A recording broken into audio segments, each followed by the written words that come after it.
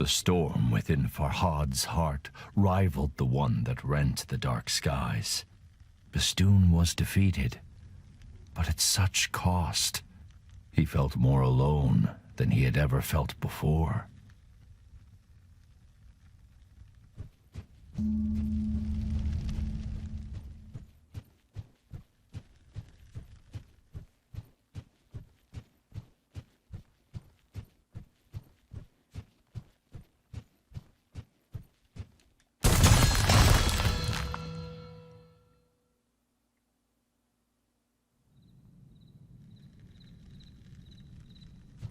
For the first time since he awoke on Mount Bistun, his path was clear, but he had no one to share the news with. Princess Shirin would be resting in Khosrow's quarters.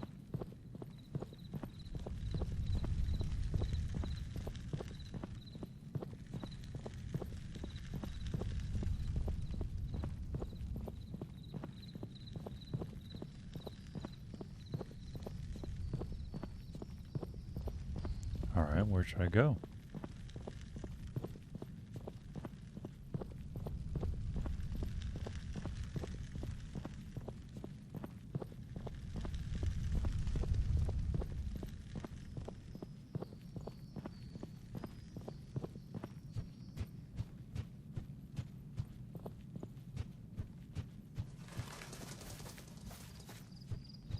Where the hell should I go?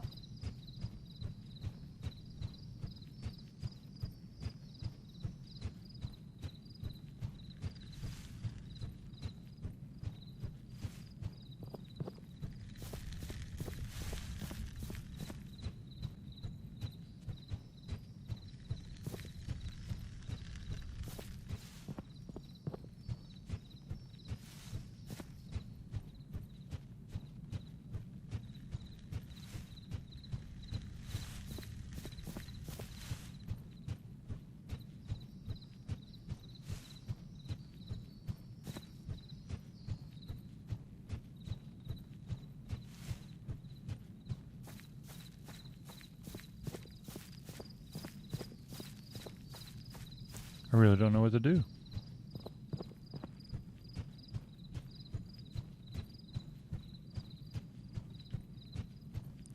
Should I get close to where she was?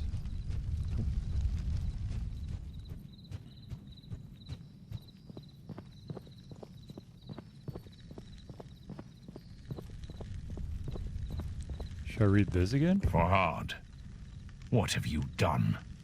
What vile sickness did you expose my love to?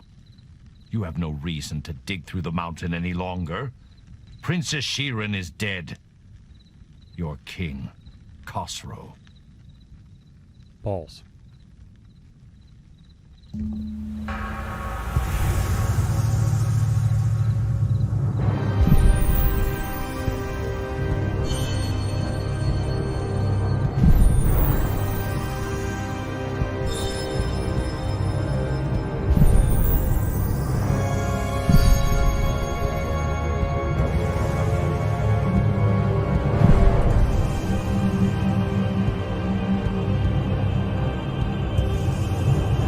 Bashing my head open.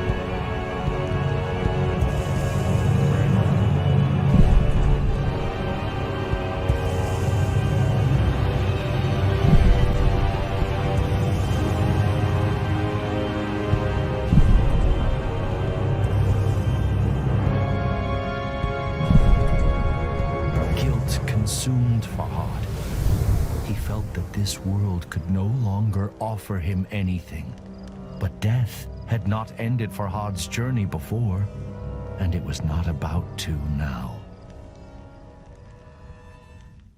Oblivion?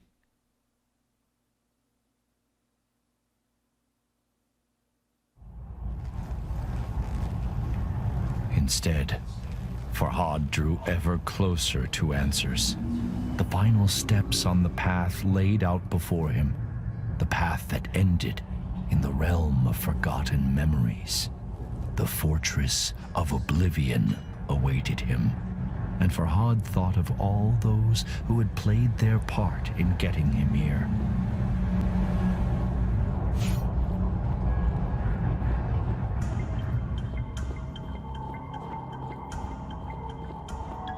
all seeds, with his wisdom and kind heart.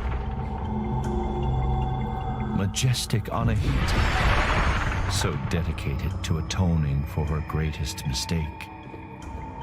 The beautiful princess, always out of reach. And the king, who had treated him with such disdain. But none of them mattered anymore. The whisper called to him. I called to him.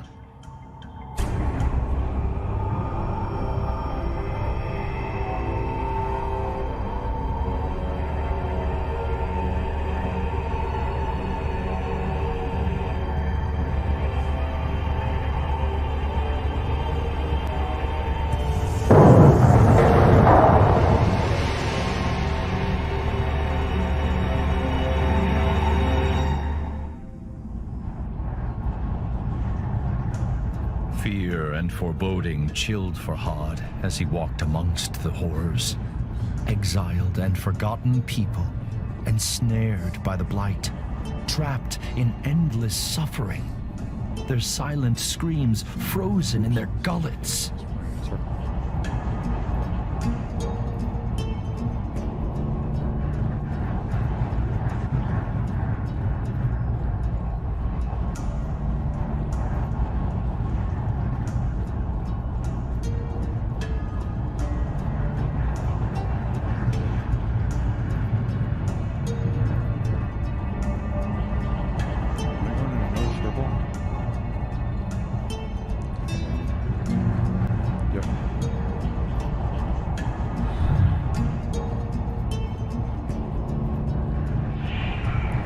Oh, I gotta take them all out of this thing.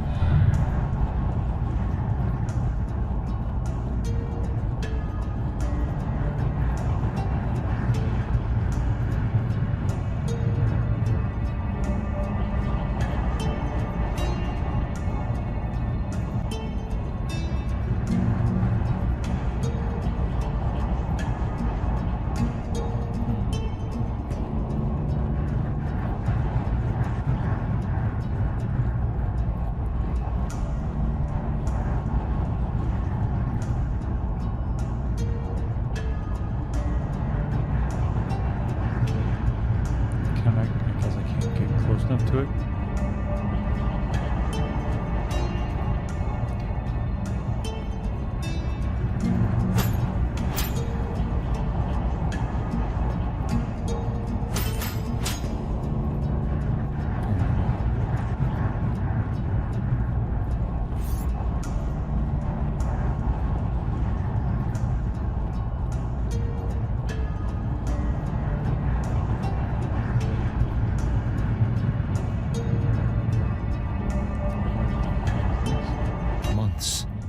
Years, decades.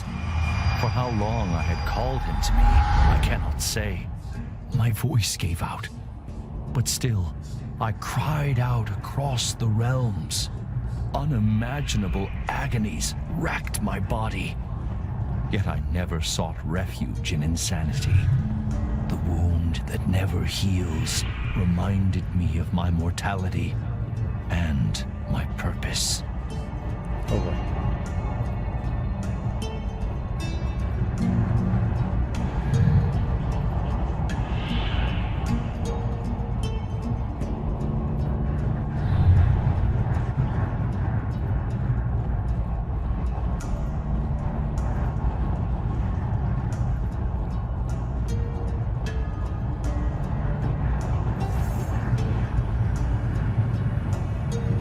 Who's this guy?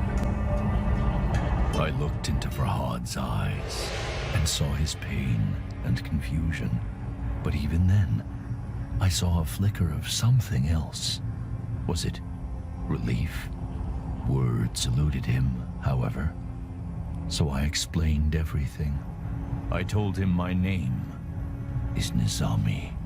I was a blacksmith by day and a storyteller by night. I was banished by King Khosrow, exiled unjustly. On Mount Bistun, I was mortally wounded, but saved by the most wondrous fruit and guided by a talking tree. Then I discovered an otherworldly domain, a realm of forgotten souls. But the Div found me. I was imprisoned in the fortress of oblivion, doomed to be forgotten, teetering on the edge of oblivion. Agony poured from my wound and took form. You, Farhad, are created out of my pain, out of my wound. I told him, you are the manifestation of hope, the embodiment of purpose. I had lost count of the number of times Farhad had reached my prison, but each time he had refused my plea, refused to set me free. I knew the choice was grim, but I had to prevail. My story is not yet complete, and so I gave him a choice. Liberate me, or abandon me once more. The path to the left was where he should engrave the wise decision to set me free, or he could add to the cruel records of abandonment to the right. You lie, Farhad said, his hands trembling, but I knew he did not believe his own words. It is just human nature to question that which explains all. Farhad seized his head and yelled, "Tell me the truth!" "Calm yourself, Farhad," I said in a soothing tone. "Do not let anger confuse your thoughts. We are one," I repeated. "I feel every pain that you do. But the difference," I told him, "is that my pain never dwindles. The moments of serenity as dusk falls, the sense of triumph when a fearsome foe has been vanquished. You experience these things and more," I said. "I have only pain, and when you faltered, and my agony was too much to bear, you were reborn from my wound. With my words." Farhad recalled his visions of leaving the fortress alone. "Look at me, Farhad," I implored. "You do not realize how special you are. You are a part of me, but more than I could ever be."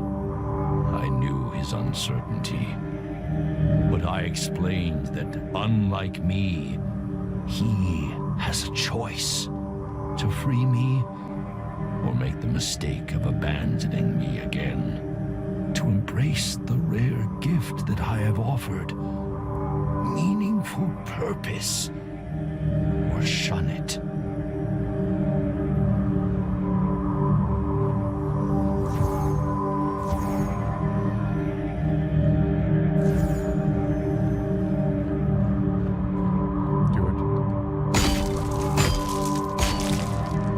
This time, I resorted to honesty to convince Farhad to release me.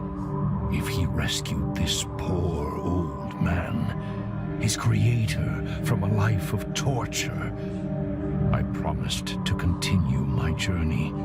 I would seek out the source of the blight afflicting nature, the reason behind the chaos that sweeps through Persia, and destroy it. But sadly, there was a catch. To leave my unnatural shackles empty would draw unwanted attention. Farhad would have to take my place. Of course you would. At this, the sculptor growled and turned his head. Wait, I implored. You do not understand. I told him how this sacrifice would give his life meaning. After all, it was his purpose. It was what he was created for. The only way he could escape the cycle. And I promised that when my quest was complete, I would come back to return the favor.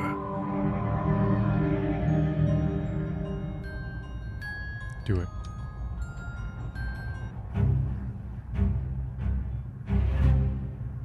You have made the right decision, I told him.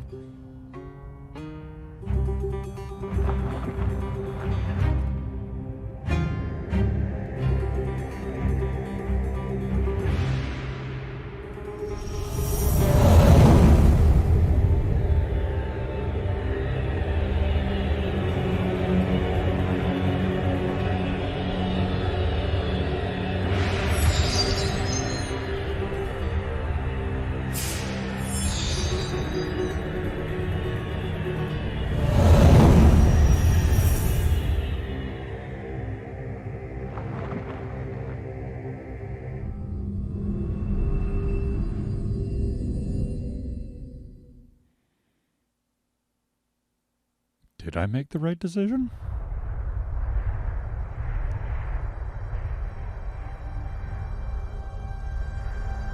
Before I left, Farhad asked me if his sacrifice would be worth it. There is no greater blessing than having purpose, I told him. No worse pain than having it denied. I promised I would not rest until I had stopped the sickness afflicting nature. I would rescue other poor, imprisoned souls and face the threats before me with the courage that Farhad had shown.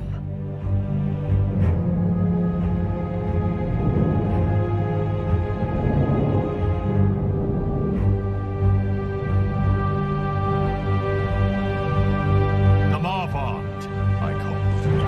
Let your fires light my way.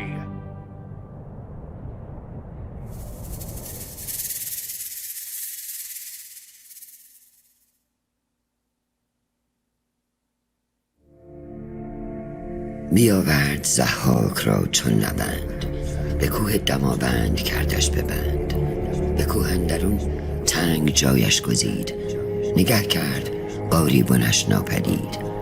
بیاورد مسمارهای گران، به جایی که مغزش نبودن در آن. فرو بست دستش بر آن کوه باز، بدان تا بماند به سختی دراز. ببستش بر آن گونه آویخته، از او خون دل بر زمین ریخته. از او نام ضحاک چون خاک شد، جهان از بر او همه پاک شد.